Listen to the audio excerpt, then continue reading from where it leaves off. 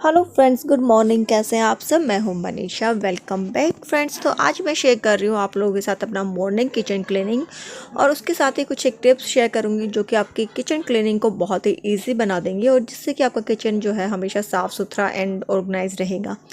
तो सबसे पहले तो शुरू करते हैं कि जो भी काउंटर टॉप पे आपकी चीज़ें रखी रहती हैं उनको उनकी जगह पर जितना हो उसके साथ के साथ उनको वहाँ पर रख दें। गीले बर्तन है तो उनको पोंछ के रख दें। बाकी कोई अप्लाइंसेज आपने यूज़ किया है तो उनको भी वापस रख दें।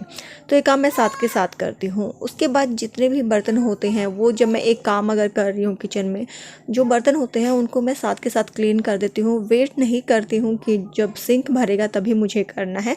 तो ये प्रोसेस मुझे ईजी लगता है और इससे लगता है कि किचन खाली भी है, क्योंकि सिंक खाली रहेगा तो किचन खाली लगेगा और क्लीन भी लगेगा।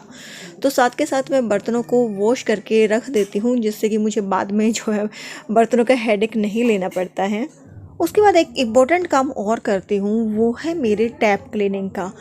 टैप से हम सारा काम यहीं से होता है। बर्तन हम वॉश करते हैं, दिन भर हाथ धुलते रहते हैं, सब्जियां धुलते हैं, फ्रूट्स धुलते हैं, तो टैप हमेशा गंदी हो ही जाती है क्योंकि पानी गिरता है, छींटे लगते हैं। और स्पेशली जब अगर आपके यहाँ पे हार्ड वाटर है तो और भी प्रॉब्लम हो जाती है। बट मेरे यहाँ पे अभी हार्ड वाटर नहीं है, लेकिन पहले था। तो कुछ महीनों से यहाँ पे सप्लाई वाटर आ रहा है तो काफ़ी रिलीफ है, क्योंकि इससे जो है एक निशान होते हैं ना, वो नहीं पड़ते हैं।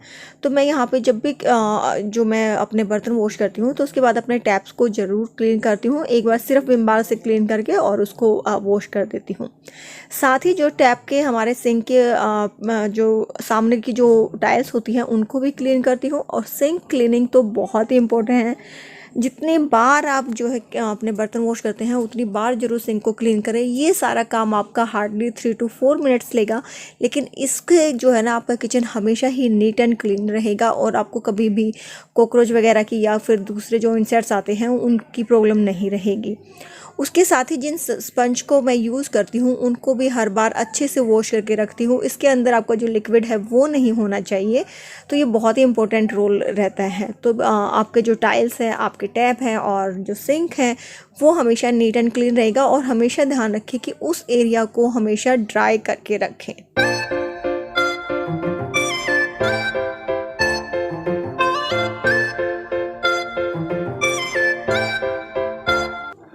उसके बाद फ्रेंड्स जो है मेरा काउंटर टॉप वाला एरिया जहाँ पे कि मेरी कुकिंग होती है, मेरे गैस स्टोव वाला एरिया, तो उसके पीछे की जो टाइल्स होती है ना उसको भी मैं हमेशा ही क्लीन करती हूँ।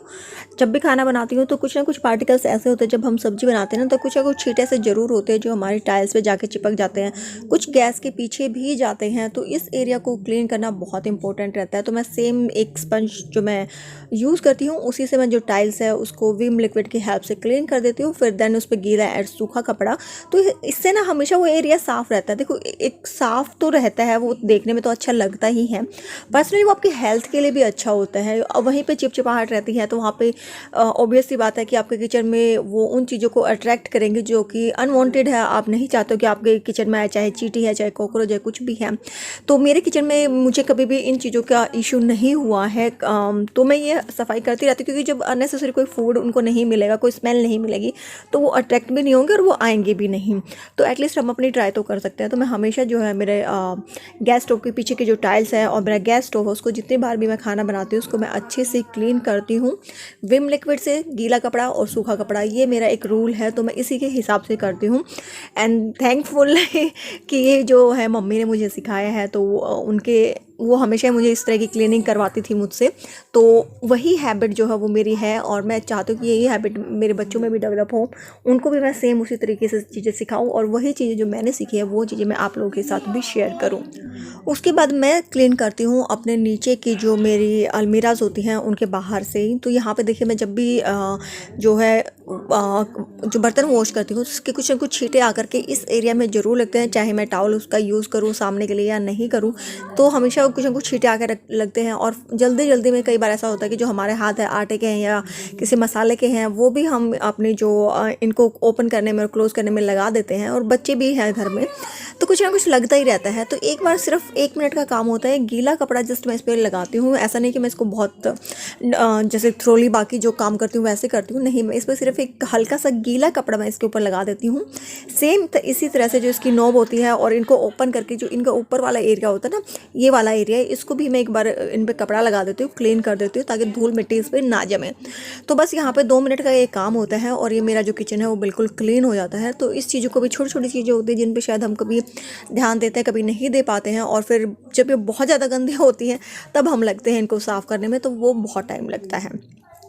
उसके बाद मेरे जो अप्लाइंसेज होते हैं जो फ्रिक्वेंटली यूज़ होते हैं, जैसे कि अभी सर्दियां हैं तो जो मेरी इलेक्ट्रिक केटल है वो दिन में पता नहीं कितनी बार ही यूज़ होती है, बट मैं उसको एक बार जब किचन क्लीनिंग में करती हूँ तो उस टाइम पे एक माइक्रोफाइबर क्लॉथ को हल्का सा डैम्प करके उसको मैं क्लीन कर देती हूँ।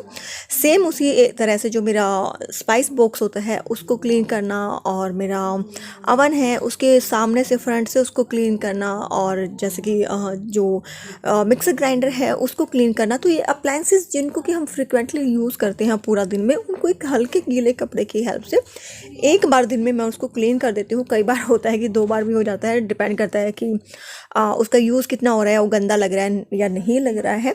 तो उसको भी मैं दिन में एक बार तो एटलीस्ट क्लीन करती हुई हूँ, क्योंकि ये मोस्टली देखिए ब्लैक है या फिर ग्लास में है, तो इनको ऊपर जब आप गंदे हाथ लगेंगे ना तो वो भी इन पे अलग से दिखेंगे और मिट्टी जमी हुई भी इन पे अलग से दिखती है। तो ट्राई मेरा यही रहता है कि दिन में एटलीस्ट मैं एक बार तो कर ही दूँ। सेम वे से हमारा जो फ्रिज है सबसे ज़्यादा तो यही यूज़ होता है, इस पर बच्चे भी हाथ लगाते हैं। तो और यकीन मानिए मेरा फ्रिज इतना गंदा होता है ना दिन में कि बस पूछो मत आप। कम से कम भी मुझे 3 से 4 बार, अगर मैं इसको क्लीन करती हूँ ना तो इतनी बार तो क्लीन करना ही पड़ता है। बट मैं ट्राई करती हूँ कि एक बार तो करूँ ही, क्योंकि बच्चे होते हैं यार, तो इतना भी नहीं हो पाता है कि हर बार करें। लेकिन कई बार जब ज़्यादा गंदा होता है तो 3-4 बार भी क्लीन करना पड़ता है, क्योंकि वो खुद को देखने में ऐसा लगता है, और फिर मैं कह यार कुछ सेकंड लगेगी तो मैं उसको गीला कपड़ा लेकर उसको क्लीन कर ही देती हूँ।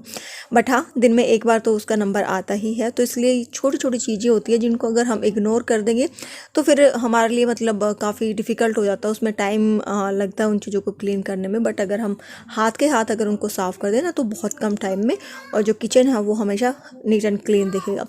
लेकिन ये कोई हार्ड एंड फास्ट रूल नहीं है कि ये करना ही करना है, डिपेंड करता है आपके वर्कलोड के ऊपर, कितना आपका वर्कलोड है और घर में मेंबर्स कैसे हैं। तो वो सब, जैसे हम लोग 4 लोग हैं तो मुझे टाइम मैं मैनेज कर लेती हूँ। कुछ एक मैंने टिप्स भी शेयर की थी आप लोगों के साथ पिछली वीडियो में, तो अगर वो आपने वीडियो चेक नहीं की है तो वो प्लीज़ कर लीजिएगा। सेम इसी वजह से जब मैं फ्रिज में कुछ रखती हूँ तो मैं उसको जो है पोंछ के रखती हूँ उसको नीचे से, जैसे मैंने अभी आपको दिखाया तो वो पोंछ के रखती हूँ। जब मुझे लगता है कि फ्रिज में कहीं कुछ ना कुछ निशान है, जैसे कि अभी आपको सामने से दिख रहा है, तो उसको भी जब दिखे ना तभी क्लीन कर दो। बस एक ये हम रूल बना लो कि जब भी कोई चीज़ गंदी दिखे तो उसको हाथ के हाथ क्लीन कर दो, तो उसको कर लीजिए। तो ये कुछ एक चीज़ें हैं जो प्रैक्टिस में लानी पड़ती है। ऐसा नहीं है कि मैं भी हमेशा ही ये रहता है, बट हाँ ये मेरा रूल है। जब मुझे लगता है कि हाँ मुझे क्लीनिंग करनी है तो मैं इसी तरह से करती हूँ। कई बार होता है कि हाँ आपकी हेल्थ है वो अलाउ नहीं करती, या आपको दूसरे आपके जो है कमिटमेंट्स होते हैं उन पे आपको ध्यान देना होता है, तो चीज़ें मिस हो जाती हैं। तो ऐसा मतलब है, मेरे कहने का मतलब है सिर्फ ये वीडियो देख के कि हाँ ऐसे रहता है तो अपने ऊपर इतना बर्डन ना ले। जस्ट एक रूल बना ले अपना क्लीनिंग का। अगर आप चाहते हैं कि आपका घर हमेशा साफ़ सुथरा रखे, किचन साफ़ सुथरा रहे, तो इन चीज़ों को एक प्रैक्टिस में हमें करना ही पड़ेगा, तभी हमारा जो घर है वो हमेशा साफ़ सुथरा रहेगा। जैसे कि ये वाला एरिया है, ये मैं डेली क्लीन नहीं करती हूँ, ये दूसरे तीसरे दिन ही क्लीन करती हूँ, क्योंकि यहाँ पे ध्यान भी नहीं जाता है। तो मैं ये नहीं बोलूँगी कि मैं इसको डेली क्लीन करती हूँ, बट हाँ कुछ एक चीज़ें होती हैं जो डेली क्लीन हो जाती हैं। जैसे कि जब आपने खाना बनाया, मसाला इधर उधर बिखर गया तो एक टिश्यू पेपर ले और उसको साथ के साथ क्लीन कर दे। जब तक कि आपका छोक रेडी हो रहा है या कुछ भी आप बना रहे हैं तो 1 मिनट के लिए यहाँ पे निकालें कि मुझे बाद में यहाँ पे टाइम नहीं निकालना। एक टिश्यू पेपर लिया या गीला कपड़ा लिया, उससे अपना घी की, जिसमें आप घी रखते हैं, घी वाला बर्तन, आपकी स्पाइस बॉक्स है, आपका नमक वाला है, या आपकी जो ऑयल बोटल्स हैं उनको साथ के साथ क्लीन करके रख दो, तो आधा काम हमारा क्लीनिंग का यहीं पर निपट जाता है। तो चलिए आज एक चीज़ आप लोगों के साथ शेयर करती हूँ। मैं भी जब वीडियोस देखती थी तो मुझे लगता था यार सबका घर इतना साफ़ सुथरा रहता है, लेकिन मैंने फिर उनको जब ध्यान से देखना शुरू किया तो उन पता चला कि मतलब नहीं, ऐसा नहीं है कि हर किसी का घर हमेशा ही आपको साल के हर एक दिन ही आपको चमचमाता हुआ मिलेगा, नहीं ऐसा नहीं होता है। तो अपने ऊपर इस चीज़ का बर्डन ना ले। मैंने भी ये बहुत मतलब माइंड में लिया था यार कि उनका घर तो इतना साफ़ रहता है, वो मेरा इतना साफ़ नहीं रह पाता है। लेकिन फिर मैं जैसे धीरे धीरे नोटिस किया देखा कि हाँ क्या चीज़ें हैं, तो आप कुछ चीज़ों को अपना सकते हैं लेकिन हर चीज़ को नहीं। और ज़रूरी नहीं होता कि जो आपको यूट्यूब पे दिखाई दे रहा है वो सारी चीज़ें ही सही हों। तो इसलिए मैं अपने मतलब एक बिल्कुल एक ट्रू उससे बता रही हूँ कि क्लीनिंग बहुत इंपॉर्टेंट होती है, बहुत इंपॉर्टेंट रोल प्ले करती है, और इतना बड़ा बिग टास्क भी नहीं है कि हम उसको ना कर पाएँ, लेकिन थोड़ी सी प्रैक्टिस की ज़रूरत होती है। और यस, दूसरे से कभी कंपेयर ना करें। कुछ चीज़ें जो मैं आप लोगों के साथ शेयर कर रही हूँ उनको आप अपने लाइफ में जो है प्रैक्टिस करके कर सकते हैं। जैसे कि टाल चेंजेस का है, तो टावल मैं हमेशा मतलब डेली ही चेंज करती हूँ इसको, चाहे सुबह करूँ चाहे शाम को करूँ, जब मुझे रिक्वायरमेंट लगती है कि हाँ। मोस्टली मैं रात को करती हूँ, लेकिन जैसे अभी सर्दियाँ हैं तो दिन में भी करना पड़ता है, क्योंकि गीला हो जाता है, वो सूखता नहीं, तो आपको उसको चेंज करना ही पड़ता है। तो इस तरह से छोटी छोटी टिप्स है जो उसको कि अगेन प्रैक्टिस करके आप इनको जो है कर सकते हैं। जैसे कि मैंने अभी यहाँ पे देखा कि ब्रेड का पैकेट तो रह गया था और ये मेरे फ्रूट्स बाहर रखे हैं, ये अभी कोई नहीं खाएगा, तो इनको मैंने जब इन पे मेरी नज़र पड़ी तो मैंने इनको जो है वापस से लगा दिया। फ्रिज में रखना था तो इनको फ्रिज में रख दिया। अगर यही चीज़ मेरी काउंटर टॉप पे रहती तो वो फिर क्लटर क्रिएट करती, विजुअल क्लटर होता है, वो आपके सामने दिखता है तो आपको लगता है कि हाँ यार ये तो ऑर्गेनाइज नहीं है। तो इसलिए जब भी आंखों के जो सामने चीज़ आए, जो आपको जहाँ पे रखनी है उसको हाथ के हाथ रख दें। तो जब तक मेरा शेक बना, मैंने 2 चीज़ें अपने काउंटर टॉप से हटा दी हैं, तो इससे मेरा जो काम है वो आधा निपट गया। अब मैंने बच्चों को ये बना करके दे दिया, चलो मुझे शेक बनाना है। तो अब ऐसा नहीं है कि मैं इसको एज इट इज़ सिंक में डालूंगी, क्योंकि मैंने तो अभी बर्तन यार साफ़ ही किए हैं, अभी बर्तन तो फिर से मुझे करना पड़ेगा। नहीं, चलो इसको छोड़ देती हूँ। नहीं, ये मेरा 2 मिनट 20 मिनट लगना है इसको क्लीन करने में, और जो मेरा सिंक है वो मेरा फिर से खाली हो जाएगा। वहाँ पे कुछ ऐसा मुझे गंदा भी नहीं दिखेगा और लगेगा नहीं कि यार कि 2 बर्तन और इकट्ठे हुए हैं। तो हाथ के हाथ उस चीज़ को कर दो, क्लीन कर दो, तो वो चीज़ हमेशा आपकी साफ़ सुथरी रहती है। सेम इसी वजह से जैसे कि अभी सर्दियाँ हैं, आप अगर सुबह भी बर्तन धो के रखोगे तो शाम तक वो क्लीन नहीं होते, मतलब सूखते नहीं है, ड्राई नहीं होते हैं वो। तो मैं साथ के साथ उनको एक माइक्रोफाइबर कपड़ा लेती हूँ, उनको अच्छे से पोंछ के और उनको वापस से प्लेस कर देती हूँ उनकी जगह पर। तो इससे जो है काउंटर टॉप तो क्लीन लगता ही है, साथ में उनको पोंछ के रखना बहुत ज़रूरी होता है, क्योंकि उससे ना फिर एक अजीब सी स्मेल क्रिएट हो जाती है आपके वार्डरोब के अंदर, तो वो बड़ी अजीब सी लगती है। सेम इसी वजह से जैसे जो आपके मिक्सर ग्राइंडर के जितने भी पार्ट्स होते हैं ना, जिनको आप लगता है कि आप अगर उनको ढक दोगे तो उनमें स्मेल हो जाएगी, तो ये एक वे है कि आप उनके ढक्कन को कुछ इस तरह से रखें, जो क्लोज करने वाली ऊपर वाली नोब है उसको अंदर डाल दो और लिड को उल्टा करके रख दो, तो उसके एयर सर्कुलेशन होता रहता है उसमें से, और उसमें कभी भी स्मेल नहीं होती है। तो ये एक टिप है जो कि सेम आपके किसी भी आपके टिफ़िन के लिए या जो बंद करने वाली चीज़ें ना उसके लिए ये चलती हैं। और चीज़ों को बाकी मैं उनकी जगह पर फटाफट से उनके साथ के साथ लगा देती हूँ, तो वो जो चीज़ें हैं, मेरी कबर्ड है और मेरा जो काउंटर टॉप है, सारी ही चीज़ें वो ऑर्गेनाइज रहती हैं।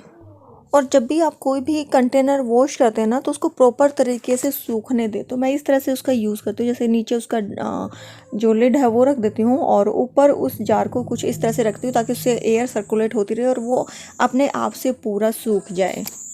उसके बाद एक फाइनल काम होता है, जब मेरा सारा काम निपट जाता है तो मैं एक कपड़ा लेकर के, सूखा कपड़ा लेकर के पूरे काउंटर टॉप पे उसको घुमा देती हूँ, ताकि अगर कहीं में कोई पानी वगैरह बचा हुआ है, कुछ मॉइस्चर है, तो वो सूख जाएगा टाइल्स पे से, और स्पेशली जो मेरा सिंक वाला एरिया होता है उस पे से, तो उस पर कोई अगर पानी का निशान है ना तो वो भी नहीं बचेगा और वो बिल्कुल ड्राई हो जाएगा। तो इससे आपका किचन जो है बिल्कुल एकदम ड्राई, नीट एंड क्लीन लगेगा।